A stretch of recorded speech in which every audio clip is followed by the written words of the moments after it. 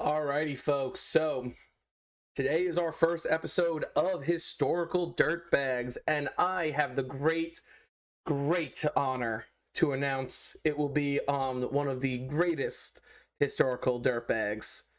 That would be Sir Charles Edward Trevelyan, first Baron Trevelyan, the architect of the Irish potato famine.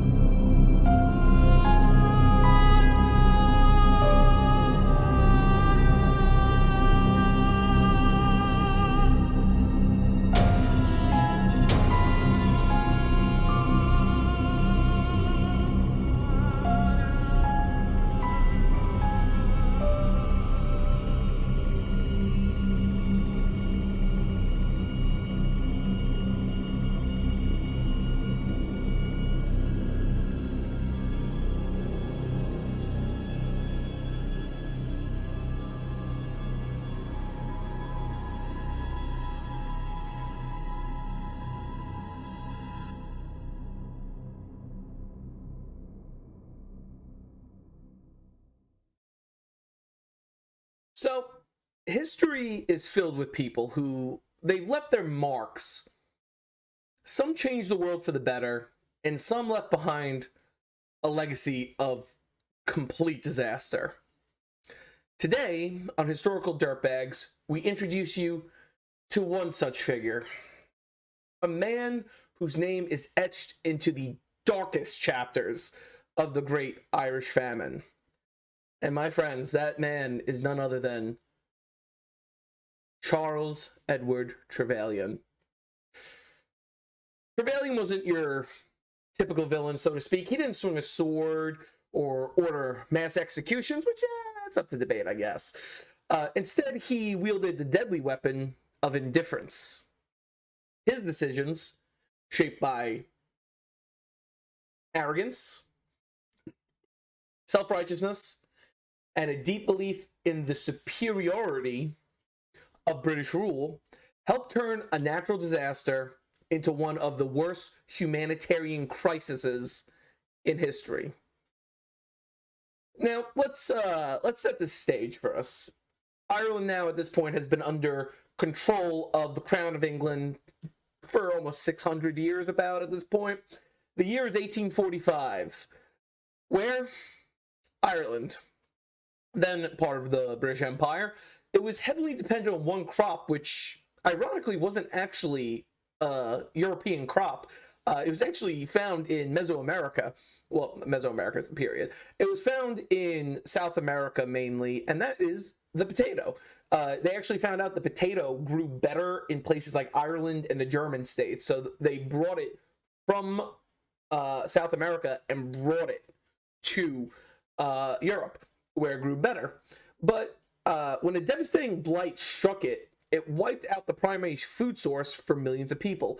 Now, in Ireland being what it was pretty much, if you want to think about Ireland in this period as anything, it was pretty much a giant farm for the United Kingdom. They were kind of the second-class citizens, and kind of as an understatement, they were 100% the second-class citizens. The British really didn't care about what happens to the Irish. The Irish prominently stayed Catholic. To be completely honest, a lot of the first indentured servants sent to the New World were Irish because they fought against Cromwell in the English Civil War. But before we go into that, before I go into a tangent, pretty much their primary source of eating was potato. That was part of their diet because they were able to mass produce it. So when this blight hits, the Irish can't eat the potato. They have other crops, but we're going to get into that. Now, a reasonable person might assume the British government, the government that rules them, fair, would have jumped into action to help, to save their subjects, to save these technical Englishmen. But no, not Charles Trevelyan. This is where he enters the story. Trevelyan, who was in charge of administering the famine relief in the government of Prime Minister John Russell, he believed in the power of free markets. He thought the Irish should help themselves rather than depend on government aid. Very Thatcherian for his time, I must say, even though she won't be born for another 100 years. But, so instead of responding to the suffering with urgency, he delayed relief efforts, closed food depots, and cut off access to emergency supplies. But it was for their own good, right? To Trevelyan, the famine wasn't a tragedy. It was an opportunity for moral improvement. Now, I know you're sitting there, you're saying to yourself, Tim, what moral improvement is there to let all these people starve? You don't understand, viewer. It's not because they're struggling. It's because they were Irish. And not just because they were Irish, but they were Irish Catholics. He saw the crisis as a divine intervention, something sent by God to teach the Irish self-reliance and to wean them off their so-called dependency on British charity. Because we know how charitable the British have always been to the Irish. And if that sounds a little heartless, wait till you hear my man's words. The judgment of God sent the calamity to teach the Irish a lesson. That's Charles Trevelyan in his own words. He believed that the Irish, through suffering and starvation, would learn to be more industrious. Trevelyan saw himself as the overseer of a divine plan. Now, history obviously is all about perspectives and everything, but even at this time, people weren't viewing what was going on as okay. In the United States, they were sending over supplies to help the Irish. Farms in the South, plantations in the South were sending over thousands of yields of corn, of their own potato, of wheat, of things to just try to help the Irish out. But again, no. No charity. The Irish must learn self-endurance. They must be able to fend for themselves. So what did our dear friend Charles Trevelyan do? He locked all the supplies up, and he would only disperse them to places he found to deserve it. Now, what would those places be, huh? Would it be the Catholic churches, maybe? You know, the big churches all around Ireland? No. Maybe it was aid workers, right? Maybe they gave it to the aid workers to help them. Nah, that doesn't make sense. Oh, I know who to give it to. We'll give it to the landlords. We'll give it to the people that own the land, you know, primarily British. We'll give them to the Anglican Church, the minority church. We'll give it to them. They can give it out. But if you go to the church, you have to convert. You can't say Catholic. You have to become a Protestant. Sorry. That's the only rule. So when this happens, what ends up happening is you have millions of Irish who can't live. So what they decide to do is they jump on ships. These ships got infamous names, specifically called coffin ships. And what it really was pretty much you get on a ship, you would travel to the United States, Canada, Australia, France, wherever they would accept the Irish. And a lot of the time, the ones that went across the Atlantic would die in the ships, and the crews would just throw the bodies overboard. Hence the name coffin ships. Now,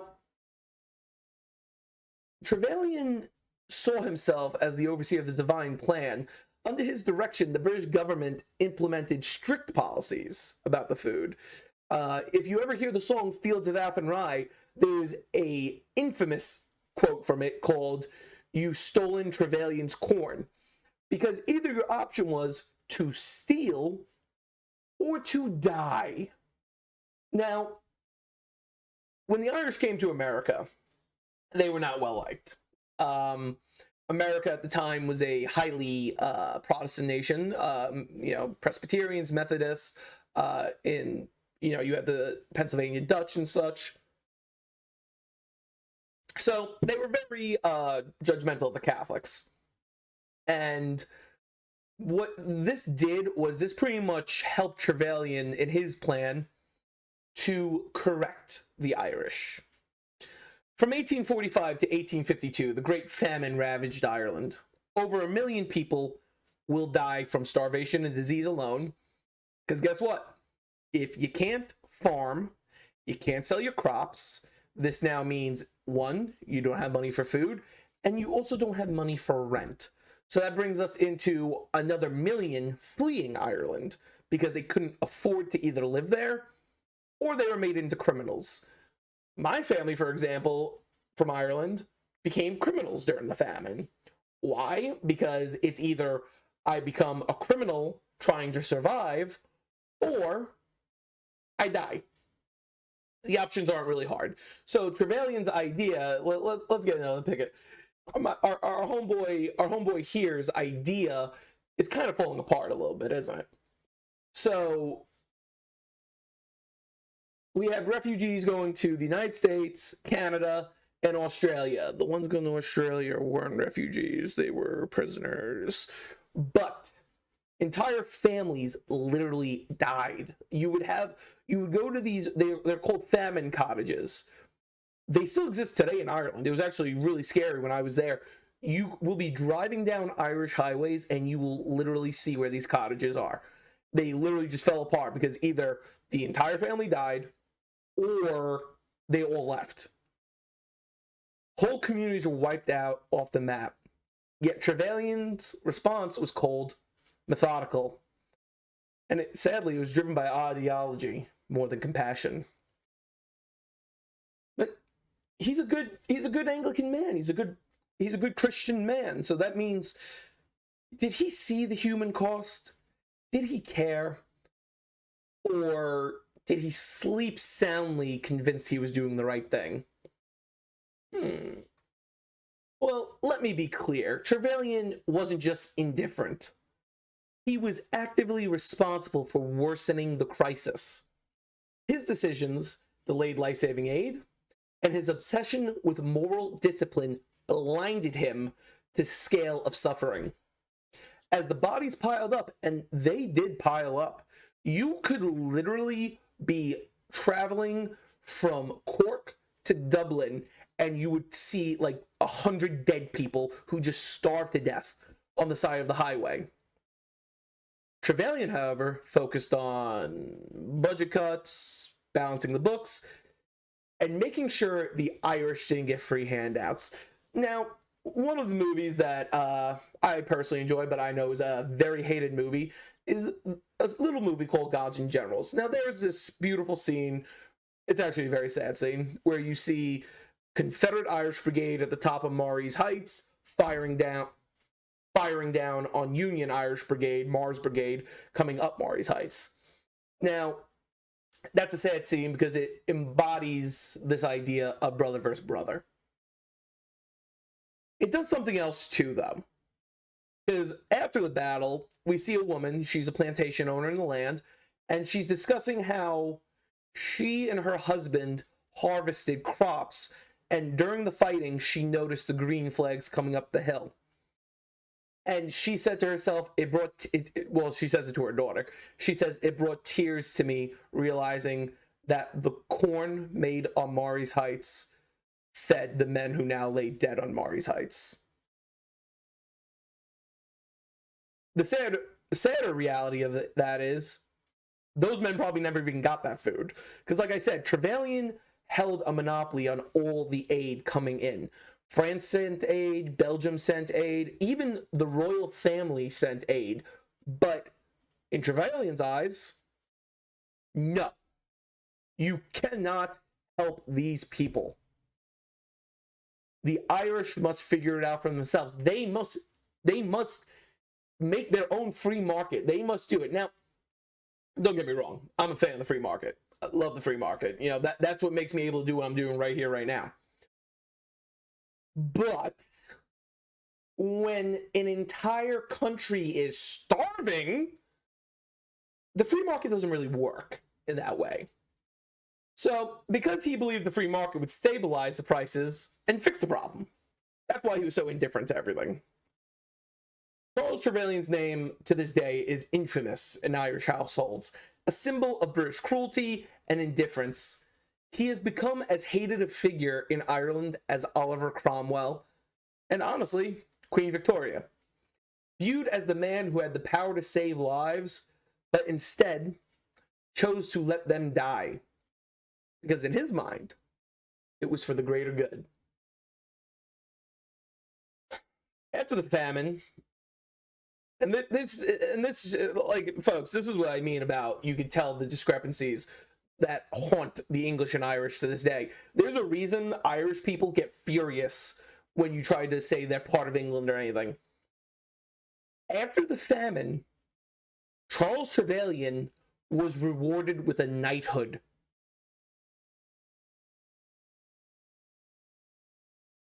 A knighthood. That's one of the highest things you can get in England. This dirtbag got a knighthood after he killed millions and displaced millions. Despite the disaster he oversaw, Trevelyan really never admitted any fault.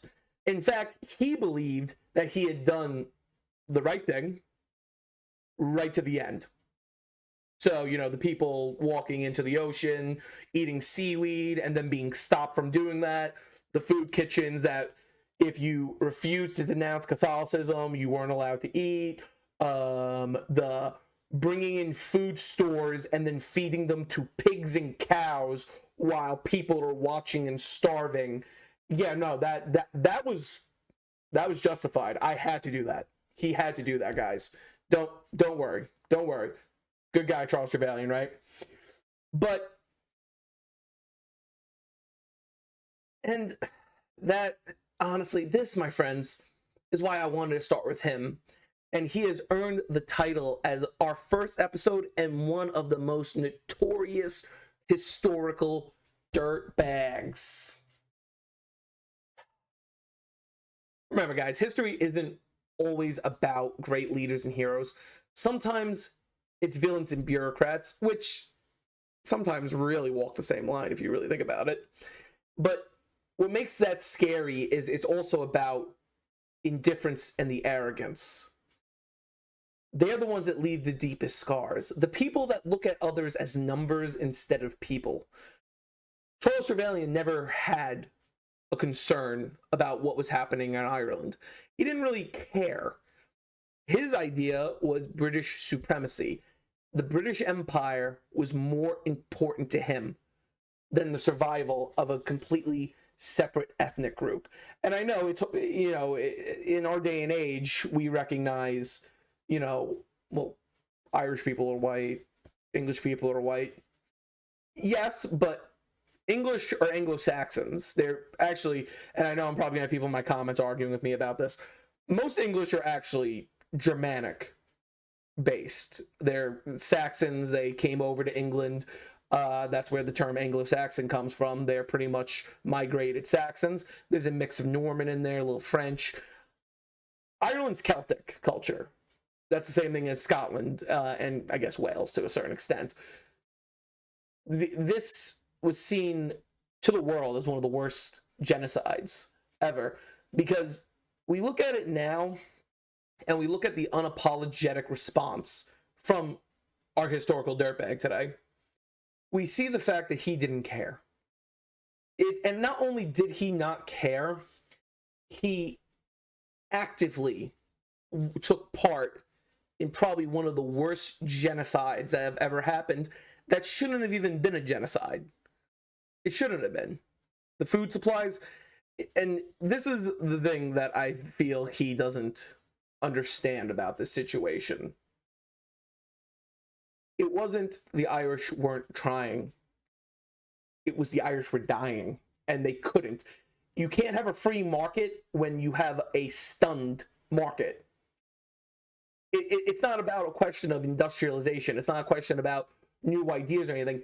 If the people cannot eat and cannot survive and are being forced from their homes from landlords who are not recognizing the situation or just don't care, there's going to be no fixing it.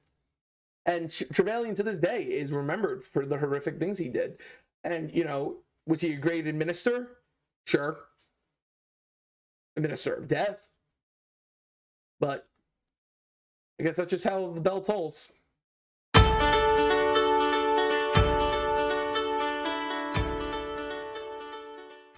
Alrighty, friends, thank you so much for joining us today. I hope you enjoyed that. This is something new. I really thought it'd be fun to try out. We're going to have this as our Friday series. So each Friday, I'll be doing a new person. Again, it's not really a biography, so to speak, explaining why they're dirtbags. But thank you so much for joining us. I hope you enjoyed. Please like, share, and comment. Positive comments are always great. Negative comments are cool too. Just please be respectful. Don't be just saying stupid things for the sake of saying stupid things. I love the discourse. I just don't like it when it's violent or inappropriate. But thank you again for joining us. Please subscribe if you're not yet subscribed. I see my analytics. I know a majority of you are coming back to the channel but not yet subscribed. Just hit that red button and hit the bell icon so you can get notifications when we are up and live. Thank you again, guys. Please also see if you want to donate to our National Parks Preservation Fund. Link will also be in the bio. And also, please, if at all possible, if you want to help this channel grow, if you want to be part of the History with Tim Army, please join our Patreon. We have that 5 levels of membership. We have privates, we have sergeants, we have the capitans, we have the colonels, and we have the marshals. Yes, we are an imperial army here, not a regular army. Thank you so much for joining us, and we will see you in the next one.